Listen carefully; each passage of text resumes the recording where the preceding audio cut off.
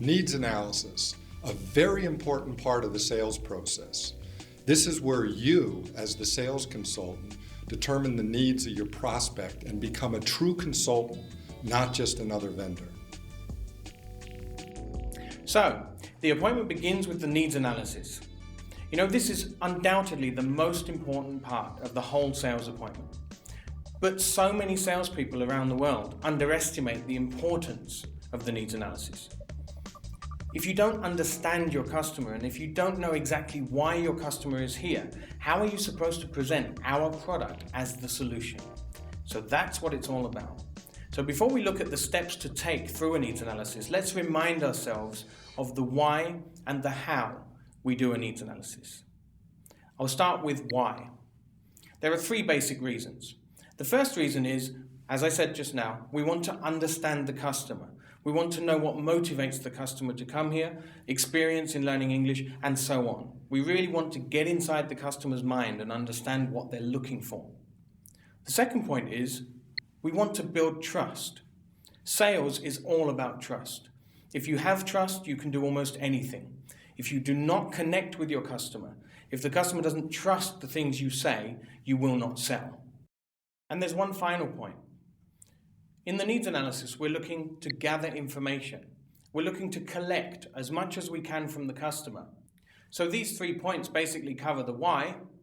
Now it's over to Farid for the how. The how. How can we do the needs analysis in the most effective way? How can we create the trust that Lex just talked about? Step 1, open questions. Open questions are questions with how or why, just to get your customer to talk. We know that every customer likes to talk, so let's give them some open questions to help them along the way. Show interest. Give the customer the feeling that you're really listening. Show genuine interest. Don't just ask questions related to English and our course. Ask questions about non-English related subjects. Active listening. Active listening is more than just looking somebody in the eye and nodding. Active listening is using the information that you just got from the customer and building it into the next question. Which brings me to my next point. Follow-up questions. The customer will feel more comfortable, more relaxed, and will be able to build trust with you if he knows that you are listening and you are using information to build it into the next question. 80-20. This is probably the most important part. In this section, in the needs analysis, get your customer to talk 80% of the time. Some of the tips we already gave you will help you achieve this 80-20 ratio. Positive confirmations. If the customer gives you something and you want to start answering, just tell the customer, yes, I listened, and yes, we have that at Wall Street, but I'll get to that later. Remember, this is the section where the customer is supposed to talk. Telling the customer we'll get back to it later will create curiosity. The customer will be excited. The customer will want to know what's coming next. So he'll pay more attention and be more interested and active for the remainder of the appointment. And finally, 20-30 questions. What you're trying to do is get enough information and build enough trust at the same time. Now, how long may this take? As long as necessary. You want to make sure you have the necessary information and you have built the necessary trust. With 20-30 questions, you can probably achieve this. Wow, 20 or 30 questions. Some of you may be saying, what am I going to ask? Sounds like a lot. What we're going to do now is introduce you to 7 simple steps to carry out the needs analysis and cover everything you need to cover. But before we get to the 7 steps, let's now go over to the practical role-play situation in the Wall Street Institute Center and see how our consultant deals with our customer in the needs analysis. And then we'll be back to talk about the 7 steps. Let me introduce the participants in our role play. Our consultant will be Jamina Kemp, who was a successful consultant for years and is now a center director. Our customer is Jeff Matthew, also currently a very successful consultant. Now, although we've done this role play in English, we've only done that so that you all understand. Please imagine that this is actually a customer from your home country speaking your home language.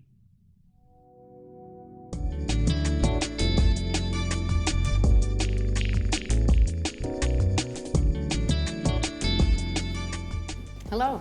How can I help you? My name's Matthew. I have an appointment. Okay. That's right.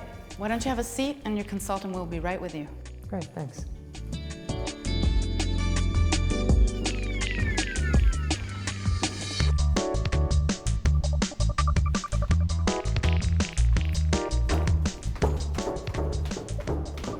Hello, I'm Jamina Camp. I'm Jeff Matthew. Nice to meet you. Nice to meet you. Why don't you come with me? Great. Did you manage to get here okay? I did. I found a parking space right around the corner. Right. So have you ever been here before? No, it's my first time. So why don't you have a seat? Oh, thank you. I got us some water as well. Oh, great, thanks. Why don't you tell me how you know about us? I saw an advertisement on the internet. What did it say? It was just a banner about learning English, so I clicked on it. And how much do you know about us already? Not really anything. That's why I'm here today. All right, do you know anyone that studied here? Not that I know of, no. All right, well then I'm going to give you all the information that you need and we'll take a look at some options together. Great. So this first phase is actually quite simple. We call it breaking the ice. It's just getting to know the customer, those first steps. We won't dwell on this for too long. It can be summarized in one simple sentence. You never have a second chance to make a first impression. All you need to do here is make sure it's dynamic, friendly, and professional. Positive body language, a firm handshake, a smile. That's basically what this is about. We can already see Jamina putting some of the things into practice that we had just talked about. She's asking open questions. She's showing interest. She's not asking questions already that are related to English. There are non-personal questions that just kind of get the conversation flowing. She asked about how Jeff found the center, or if he knows somebody that's already studying there. She's showing genuine interest and asking open questions, giving Jeff the chance to talk. And this is key to building trust. So let's see what happens next. So what's your English like now? Oh, not very good. Understanding is not so much of a problem, but I don't really speak well at all. What have you done so far? Well, I just had school English. How long? 3 years. Okay, how was that? Not very good. Why not? Oh, we had a huge group. I think there were 25 people. I sat at the back. Never got really any chance to practice.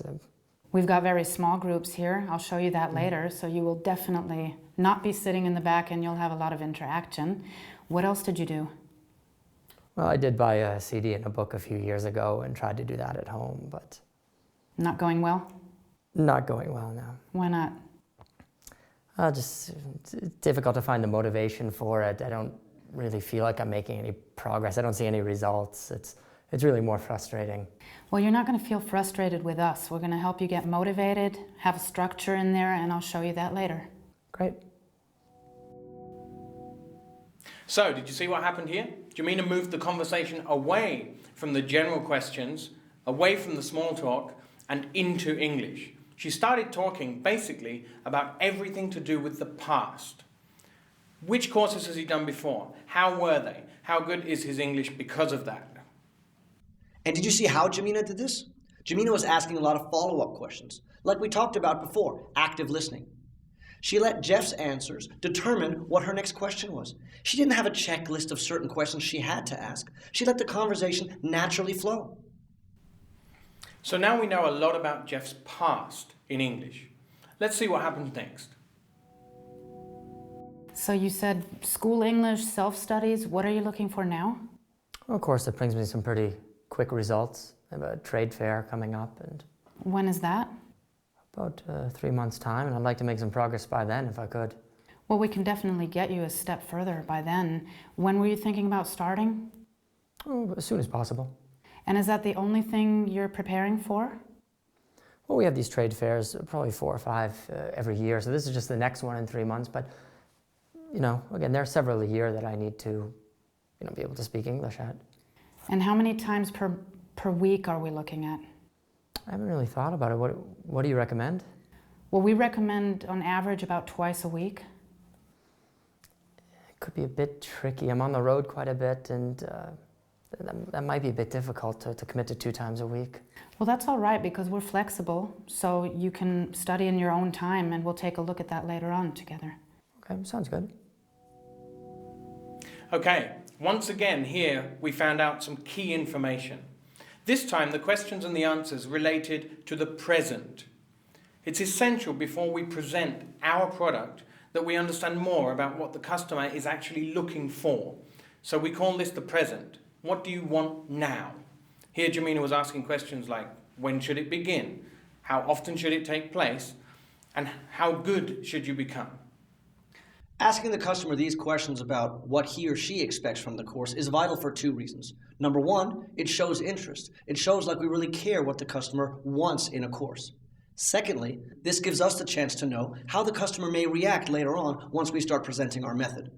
Now, what happened here? Jeff had said something about not being sure about the time restraints because he doesn't have so much time. Jemina gave him a positive confirmation. She talked about the flexibility. She did not go into a full sales presentation. She just said, don't worry about that here. We have very flexible courses and we'll take care of you. This is a perfect example of a positive confirmation. So now we know a lot about Jeff's experience, the past in his learning English, and we know about the present, what kind of course he's looking for. So let's move on. So these trade fairs, are they the main reason you want to improve your English? Yes, they are. Well, it's really important for my company. I need to go there and speak with customers, and just my English is so bad. What do you do? I'm an engineer. I work at a software company. And how good do you need to get? Well, it doesn't need to be perfect, but it certainly needs to be a very high conversational level so I can make a good impression on our customers. How far away do you think you are from your goal? Well, I think I probably have a lot to do. How long do you think it's going to take? Well, like I said, if you come about twice a week, we can get you quick results. Well, the quick results definitely sound good. I just want to make sure I have enough time for, other hobbies, for my family. So to complete the set here, Jemina was asking questions about the future. What this means is she was asking how good does the customer want to get? What does he need English for? With these questions, we get an idea of how good the customer wants to be and how far the customer thinks they currently are from this point. Now, together with the past, present, and the future, we have a pretty good idea about our customer in terms of English. And what we also saw here was the use of 80-20. If you watch Jemina closely, she's asking a lot of short and open questions. She's listening, she's asking follow-up questions, and she's gathering information. As I said in the why, that's what this phase is about. She's not jumping in and presenting the product, she's gathering information.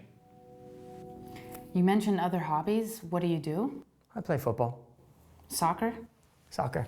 In a proper team? No, it's just a hobby thing. We practice once or twice a week, have a match on Sundays. And your position? Defense. I don't really know much about it, but you seem to enjoy it. Oh, it's great. You get out of the office, get some fresh air, and run around a bit. It's super. What about your family? How big is it? We're pretty small. I have a wife and a little baby girl at home. How old is she? 1. What's her name? Juanita. Whoa, Farid, what was that? Hobbies and family? I know, Lex, but this is a very important part of the needs analysis. Making sure that you don't have a list of questions or it doesn't sound like an interrogation. Let the conversation flow naturally. This will relax your customer and in turn build trust. That's actually a very good point. If the opportunity comes up, why don't we use it? Some customers are so difficult to get into, to open up. So everybody talks with passion about something. So maybe if we can find out what that thing is, use it. And did you notice how the body language changed here as well? At the beginning, Jeff was leaning back. He was a little bit distant to Jemina. But Jemina started asking open questions and, most importantly, follow-up questions. And then you saw Jeff lean forward when he was talking about the subjects that he liked to talk about, football and family. And this is also a relationship between the customer and the consultant, and this will also help build trust. Remember, with trust, you can achieve anything. Without trust, you simply won't sell. So this is a good phase of the appointment, and it's good even if the conversation is not about English. But it shouldn't go on for too long. We have to find a way to bring the conversation back to English. So let's go over and see how Jemina does that. Wow, you've got a lot going on with your job, the family, hobbies, and now English. Yeah, it is a bit much at the moment. You're right. It's, when it's traveling so much, it's really taking time away from football, from my family. It's the reason I'm looking for a new job at the moment. I see. How's that going? Not so well, really. Why? Well, I've sent some applications, had a few interviews, had one just a couple of days ago, an interview, and so-so. What didn't go well the other day? Well, it went well, and unfortunately the company also requires that people have a high level of English, and I just don't have that level right now. Well, we can help you with that part, definitely. Well, I hope so, because they, like the rest of my qualifications, it really was just the English that I couldn't fulfill. Well, we'll make you fit for the next interview. Well, that'd be great. Okay, now we found out some very useful information. Why is the customer here today? You know, often something in the recent past will have motivated the customer to look into improving the English. That's why we call this part of the needs analysis the hot button, the key driving force of why the customer's here today. You can also call this the pain, the motivating factor why the customer is here today. If you find out what the pain and the motivating factor is, you can use this later on in the appointment to your advantage. So try to find out what the hot button is, maybe even by asking directly, what brings you here today? Why are you here at this moment? You notice Jamina kept asking questions. Originally we thought that the trade fairs for Jeff, that was his main motivation. But you notice as she kept asking, we found out that actually the job applications and these interviews and him not getting the job was the real motivating factor, the real hot button. Now, how did we get to this? Well, the general conversation that we had just earlier, where Jeff opened up about football and family, enabled us to get more information out of him and get to the real hot button. Let's make this one of the major goals. Finding the hot button, finding the pain, finding the key motivation that brings the customer here today has to be one of the key phases of the needs analysis. So find it if you can. Now we've covered 6 out of 7 points. Let's look at point 7. Great, thanks for all the info. I think I can understand your situation a bit better now. And what we're going to do now is put you on a test, see where you are, talk about where you want to go exactly. I'll explain a bit of the course structure to you, and then we'll take a look at different course types and pricing. Is that okay? That sounds great. So this final stage of the needs analysis is a technique that we call framing. Essentially, we're setting an agenda so that the customer knows what is going to happen in the sales appointment. Think about it.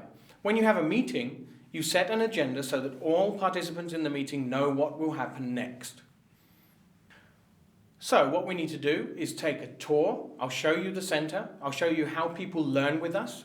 Then we'll be doing a test to find out your level of English, talking again about your goals, and then looking at courses which will be good for you. Of course, we'll also look about how long the courses take, what they cost, and how you can pay for them. Is that okay? We need about an hour. By doing this, you give a quick summary of what's going to happen, make sure the customer is happy with it, and get a yes. And even if he doesn't say yes, it's not bad because you can react to whatever he says. This technique of framing will help you out for 2 main reasons. First, it'll help the customer relax. The customer knows how long the appointment's still going to be and what's coming next, and a relaxed customer will be able to pay more attention to what you have to say. Secondly, by telling the customer what's coming next, the times and the prices, then you won't get that question because the customer knows that you have his best interest at heart and you are going to get to these points as soon as you can. It's a very useful sales tool. Try it out. Okay, so now we've completed the 7 steps necessary for a good needs analysis. And before we go over to see how Jamina uses all of the information collected to present the product in a good way, let's remind ourselves of 2 things. Why do we do a needs analysis, and how do we do a needs analysis? The why are 3 simple points. We're basically looking to understand the customer, we want to build trust, and we want to gather information. And don't forget the how. Open questions, show interest, active listening, follow-up questions, 80-20, positive confirmations, curiosity, and 20 to 30 questions. The next time you look at the role play again, take a look at how many questions Jamina asks. You'll see it's well over 30 questions. But you don't even notice because it's part of a flowing conversation. She asks open questions, she listens, and she asks a lot of follow-up questions. Why don't you tell me how you know about us? What have you done so far? Not going well? Not going well now. Why not? How far away do you think you are from your goal? I see. How's that going? Not so well, really. Why? Wow, that's a lot of questions.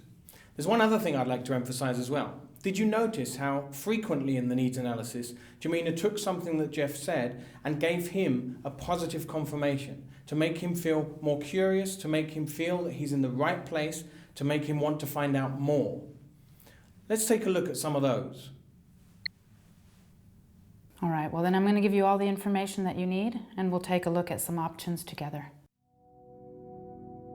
Well, you're not going to feel frustrated with us. We're going to help you get motivated, have a structure in there, and I'll show you that later. Well, that's all right because we're flexible, so you can study in your own time and we'll take a look at that later on together. Well, we'll make you fit for the next interview. You see? Jemina didn't give a long answer or jump into a full sales presentation. She just gave a positive confirmation. She told Jeff, yes, we have that here, and we'll get to that later. Remember, this is the part in the conversation when the customer has to talk. What would happen if Jemina would have jumped into a full presentation? We may have missed some vital information, or maybe even the hot button of the customer. Let the customer talk, especially in this part of the presentation. Try it. I think you'll find it very effective. And that concludes our look at the needs analysis. So, good luck using these techniques to find out as much about the customer as you can. In this section, we'll show you the best practices used by experts around the world to demonstrate the leadership that exists in the Wall Street Institute product. Now it's time to present the Wall Street Institute method. After the needs analysis, we collected a lot of information about why the customer needs English and what they're expecting. And now it's time to use all of that and show the customer that the Wall Street Institute product is the one that this customer needs. What we're going to show you is that there's not one way to present the Wall Street Institute method, but most successful consultants have a few key elements that are incorporated in all of these method presentations. So before we go over to see how Jemina presents this product to Jeff, let's take a look at these key points which successful salespeople always use. The first is what we call the elevator pitch. It simply means start the explanation with a bang. Before you go into detail, find something that gets the customer really hooked, that gets them wanting to know more. The phrase elevator pitch basically comes from the idea that you and your customer are standing in a lift, in an elevator, and you're getting out on the 15th floor while the customer will continue. You have 20 seconds to make the customer want to know more. So make sure you do it well. Start it with a bang. Keep it short and simple. More details will confuse the customer, not convince him. It is important not to present the entire method and how everything works. This is what a first lesson is for. What our job is to motivate the customer, and a few key facts is what's important here. And linked to that point is the next one. Energy and enthusiasm. You know, you have to present the method maybe 3 times a day, every day. It's dangerous that you could actually start getting into a routine, and maybe you even start getting bored. If you get bored, your customer will be bored. So make sure that every time you present this product, it's like you're presenting it for the first time. Remember, your customer is listening to this for the first time, so make sure you're presenting it as if you're presenting for the first time, with energy and enthusiasm. Personalize. We have so many different possibilities with the Wall Street method. We have encounters, we have speaking center, we have communication classes. If we have all these different types and all these different ways to personalize it, why don't we do it? Make the customer feel like this is exactly the method for him. So we listen to what we got from the needs analysis and we use that information when we present the method. We take the key facts and we always say, this is what's going to help you. An easy way to do this, at the end of each section, speaking center, encounter, use the phrase, what this means for you is, and then you give him some personalized information, which will make the customer feel like, wow, this course method, this Wall Street method was tailor-made just for me. And the next point is why. I have to explain that, obviously. What we're saying here is, this is not a first lesson. You do not have to say, first of all you go here, then you go here, then you do this, then you go here. That's what the first lesson is for. Remember, this is a sales pitch. So rather than explaining what the customer does when, let's make sure the customer understands why the Wall Street Institute method works. So it's not about you're here then, you're here then, you're here then. It's about what you do and why you do it and how this helps you learn English effectively. A visual aid. The Wall Street Institute method, like we just talked about, has so many different components. And most customers will find it a little bit unusual because they're not used to a blended learning method like we have. So, it's easier for them to understand if we give them some sort of visual aid, something to look at. It doesn't matter if it's a laminated diagram, or if it's a PowerPoint, or even if you draw something yourself on a piece of paper. Actually, you could just take the customer on a tour and show him the encounter room, show him the communication class, show him the speaking center. The important point is that the customer can also visualize what you are explaining to them because the method is going to be unusual for the customer. One important fact to note here, make sure you don't tell the customer that you're drawing something on a piece of paper for him to take home. This will give the customer the idea that it's okay for him to take it home. Just explain that you're using this diagram to explain it now, so the customer doesn't have the feeling that he has to go home and think about it. And the final point is involve the customer in your presentation of the product. Of course, you will not manage to achieve 80-20 here because you are now presenting something. But don't make it a pure presentation. Make sure you are asking questions and involving the customer in the conversation. So now we've covered these important points that many successful consultants at Wall Street Institute do well. Let's see how Jamina puts these into action. So we need something flexible for you with all the things you have going on, and something quick so you can find a new job. That's right. So let me just show you how we're going to do that. Okay. We've got small groups with an average of 2 to 3 people. That means you're going to have a lot of speaking time. Everything is